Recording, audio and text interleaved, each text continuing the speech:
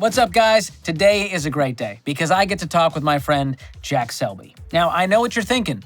Wow, I can't believe George knows Jack Selby, the somewhat successful movie producer of none other than Bernie, a 2011 true crime comedy about a small-town mortician's questionable friendship with a wealthy widow, and has a well-deserved 88% on the tomato meter. Or is it tomato meter? Turns out I'm talking to the other, younger, more fiscally responsible producer and co-host of Iced Coffee Hour, Jack Selby. Now, not only is Jack the most eligible bachelor in the Western Hemisphere, he's also earned a noteworthy net worth and reputation in financial edutainment. So hit that like and subscribe, and share this with your single and ready-to-mingle gal pals, and stick around for a rousing conversation with Jack. Jack Selby, welcome to Millionaires in Cars Getting Coffee. I feel honored to be here, man. This Absolutely is honored. Exciting. I gotta know, you're very mysterious. What was your life like before Graham Stephan? What was that Before Jack Graham like? Stephan? What was it like other than sad and unfulfilling? Because you were what? How old were you? Obviously zero until I was, I think, 19 or 20. So you were 0 and then you were 19. Yes. That's the next step. Yeah, it was kind of just like that. And you graduated high school? I did graduate high school. I went off to college. I worked in a restaurant as a busboy for a couple of years. Okay. And that's when I started working with Graham. I was at community college, working at a restaurant. And my life was, I was happy with it. It was fine. And you were watching his YouTube videos? I was watching his YouTube videos, yeah, and I was a huge fanboy. Stupid fanboy. And so I reached out because I wanted to somehow include myself in his business. And after several emails and So you were persistent, and you're like, hey, here's what I'm going to bring to the table. Here's what what did you kind of offer him? Where he was like, all right, fine. Because he probably gets that all the time at that point. Of course. Yeah, the only thing that I think I really offered, that anyone really can offer, is like my entire life. Your life is now forfeit. It's like, look, Graham, you want me to go shovel Ramsey's poop? Ramsey is his cat. It's not like, we're not talking about Dave. Thank you. Yes. That was a good caveat. I was like, people need to know. I will do anything. He has a cat named Ramsey. Exactly. And that was exactly my point. I was like, dude, I'm just a young, But he motivated respected person. that. You were willing to do whatever it took. Yeah, and of course You just timing had is that involved hunger. in that as well. Like, I sent him several emails, so when he ended up needing the help, I was just kind of at the top of the inbox. Yeah. That's amazing. So what were your financial habits before Graham? Clearly, if you're watching Graham's channel at a young age, you're like, hey, I want to build wealth. I want to invest. Were you frugal at the time? Did you have any debt? What was your life like? I wasn't frugal. I actually really enjoyed spending money. The problem was I didn't have any money to spend. So I think that's what got me really interested in. You said you were making like 10 grand a year as a busboy, right? No, I was making less than that. I was probably making $5,000 a year as a busboy. Wow. Yeah, I was doing it like part-time on the side. I was a full-time student. Okay. But also, like, I lived at my parents', they provided health insurance, dental, etc. Yeah. So you didn't have a lot of bills. No, I did not have a lot of bills. But I didn't have a lot of money. So it got me interested in money, and then, that's why I started watching his channel. So what did you learn early on from Graham that you actually implemented? You're like, that worked. You know what? Or did you not follow any of it? I followed all of it.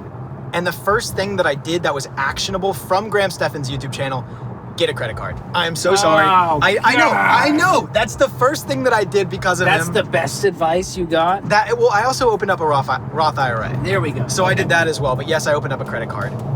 Chase Freedom But that's not Unlimited. the key to your success. No one's like, man, the key to really me doing this thing was I opened that credit card. Like, what were the steps you took? Because you had probably close to a $0 net worth at that point. Like, where were you? I had money. You Like, had my parents were money in giving for savings. birthdays and stuff like that. Okay. So I had a little bit of money, but it was nothing substantial. So what would you, as you look at your net worth today, Yeah. what are the biggest factors that as you look back, you're like, okay, this is really what was a stepping stone, and then I got the house and that appreciated, and my investments did this. Like, what are those pieces? I would say, honestly, it would be mostly just a strong income. Would be what has increased my income. We always say your like, my income net is your worth. greatest wealth building tool. Right. And if you can utilize your income and live on less than you make and shovel that into savings and investing, Right. you'll build wealth pretty quick. So investing has been good for me, but my investments, like, if you watch the channel, they haven't really gone up that much. I kind of got absolutely obliterated on some call options on Robinhood. Okay, was that the biggest investing mistake you made? As far as zeros? Oh, yeah, How much did you 100,000%. lose? Like, what'd you put in and what'd you end up with? I mean, at its peak, I was at like 70K, and at its trough afterwards, 4. Ouch. So and what did you probably put into it? 20. Okay, so when You put in 20. It got to 70. Yes. But did you get greedy? Like, what caused you? Yeah, 100%. It was just greed. You're like, I'm gonna hold on. And then it went to 4. Everyone thinks that like all of the stereotypes, when they happen to them, they won't react in the stereotypical way, which is exactly what happened to me. I was like, you know what? I'm making all this money. I'm a genius. I know what I'm doing.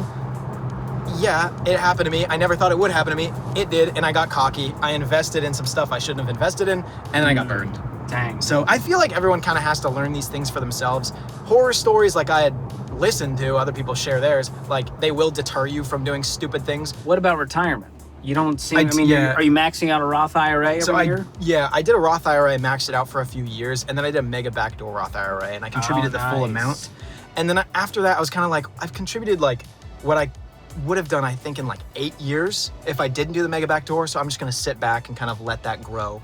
Let and also, it's like growth do its work. I mean, you're 25.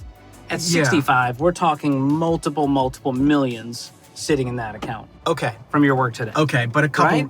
Yes, but why do I need that money when I'm that old? The thing is, I have no idea. And humans are notoriously bad at predicting what will make them happy or unhappy in the future. So I feel like it's kind of a moot point to think that at some point in the future, I'm gonna want this. Realistically, I have no idea where I'm gonna be. As you start making more money, going from, 10,000 to 50,000 to 100,000, now you're making way more than that. But you said, really after 100, like my happiness did not increase. And studies have shown that, but you said it out loud as a guy who actually did it. Where does that come from? I think that there are real diminishing returns on happiness past getting the point where all of your basic necessities, human necessities, are met. Yeah.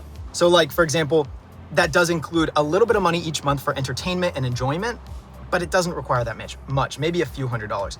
Your shelter, your food, if you want to go on dates, you don't want to have to feel restricted financially. Anything past that in excess would be great for those who enjoy the game of accumulation. But I feel like that's a smaller percentage of people. So what's your game? Is it accumulation at this point? I don't know. I would say maybe just having a good family. But like I said, I'm so bad at predicting what's gonna make me happy. I think having a loving family, raising some kids would be awesome.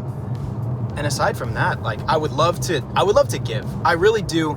I like the idea of getting somebody and like coaching them to, be where they want to be financially, to have a relationship that they want to have, to be in a home that they're proud of. Something like that, maybe at some point in the future. I've never said this publicly, but that's always something I've kind of enjoyed. Well, I mean, you at a very young age have become very successful. You have the income, you have influence, and it feels like now the next thing is impact. You're like, okay, now I want to have more meaning in what I'm doing. I want to be able to give back and pour into other things because you have the margin and options to do that. Right. With your time and with your money, True. Which is beautiful. And we talked last time on Iced Coffee Hour, last time I was on, about the underpinning of faith that I have that has kind of steered my financial journey. And you were really curious about that, which I thought was really cool. Asking really good questions about that. And I'm talking about how I feel like I'm a steward of the money that God has entrusted to me. Yes. The thing I'm noticing is that you have this peace of mind, kind of. Like, I would love to have that financial, deep-rooted security that you have. I just feel more financially peaceful knowing the faith background and reading the Bible and seeing the scripture and how it talks about money. There's over 2,300 scriptures that involve wealth and money, which is shocking to me. Have your views on that changed or evolved as far as like the impact of faith on your finances? Or are you still kind of searching I think, there? Oddly enough, I grew up very atheist, maybe a little bit agnostic, but I'm very open to the idea of faith and religion.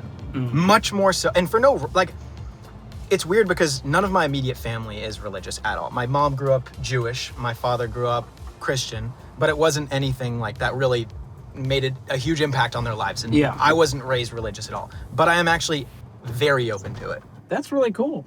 So I took you to Starbucks because it is your birthday. And if you know me, you know that I love birthday freebies. Right. And you get any drink, I guess now up to $10 for free on your birthday. Do you have the app? Yeah, I do have the app. All right, let's see if they let you do it. Hello. Hey, what can I get you? Well, it's my friend's birthday. He's in the car with me, and so he's going to get his free birthday drink. Alrighty, what would you like? What would you like? What was that? The Graham. Graham. Okay. I have a drink order. It's called the Graham Extravaganza. Okay. Do you know what that is? It says venti shaken espresso with vanilla sweet cream cold foam Okay. sub white mocha for caramel drizzle, and add caramel crunch. That's an $8 drink. That's pretty good. That's not bad at all. You want to add another shot, or is that too much caffeine for I you? do not need another Okay, shot. that's perfect. And then I will do a iced Americano tall. Anything else? That's it. All right, good roll on, guys. All right. I need to let the people know it's not called the Graham Extravaganza because of Graham Stephan. It's some TikToker that's like Graham88 that came up with it. No, you but should say very it's because extra of drink. Graham. It's because we named this drink after Graham Stephan. Hello. He's very not happy to see me. I thought he was going to be happy to see me. Yeah, it's my birthday, man. This is a thought it was gonna be like- huge deal, They're going to sing like we're at Chili's. right? It's your happy birthday. It's your birthday. Ba-ba-da. Thank you so much. Thank you very much. Appreciate it. Well, look at that. This is insane, dude. This is ridiculous. Okay, show the camera your drink. Yeah, It is please. so extra. Take a peek, everybody. Look at that. It actually looks like you. It's glistening. It's tall, it's glistening, it has hope. Ribbons of caramel. Oh my god. This is one of the tastiest things I've had from Starbucks. Probably the tastiest thing I've ever had from Starbucks. The Graham Extravaganza. Graham, you guys gotta order this. Let okay? it live on. So, we're obviously in my very old but wonderful Tesla. You just bought a Tesla. That's true. What'd you get? I got a Model Y. I've never shared this, but I have no problem sharing it. But yeah, I There's got a nothing to Tesla be Model ashamed Y. of. Yeah. Cheers. Cheers To the birthday boy, Thank you very much. to the Tesla bros. Tesla Bros. No, we were And we were you're calling gonna- ourselves chest hair boys. That, and I agree. Is what we were calling ourselves. You have to let it fly. I take offense to it. I think it needs to be chest hair men. Chest hair men. It's a little Right. contradictive to be chest hair chest hair boy. boys. But I But think I feel like boys is like, you know, you're my boy. You know what I'm saying? Yeah. Yeah. If you want to make logos and make some hoodies, I'm in. I'll wear it. You'd wear it? Yeah. Okay. We can have some chest hair Cool. on the, I in like the logo. that, man. It'll make I everyone like that. uncomfortable. Can you admit how you paid for this Tesla? I paid cash.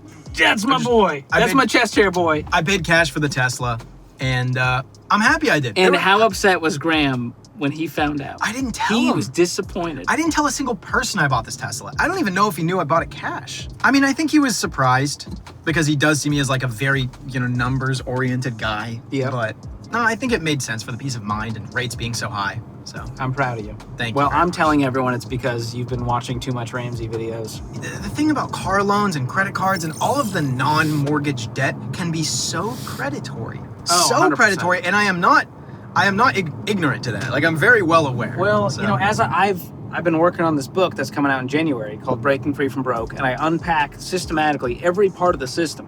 Car loans, student loans, mortgages, investing traps, credit cards, credit scores. Yeah. And it's amazing to me how everyone just took one step further. Let me get the credit card because I got to Yeah. build credit. Now I'm worried about my credit score. Well, let me get the car loan. And now I can't afford college. Let me get student loans. And so you get trapped in a cycle of car payments. Yeah. You're trapped under this burden of student loan debt. You're continuously using the credit card. You're using it as an emergency fund. You get the mortgage that you really can't afford. Now you're doing a HELOC against the mortgage. And you just end up waking up one day with $100,000 in debt wondering, what the crap happened? Right.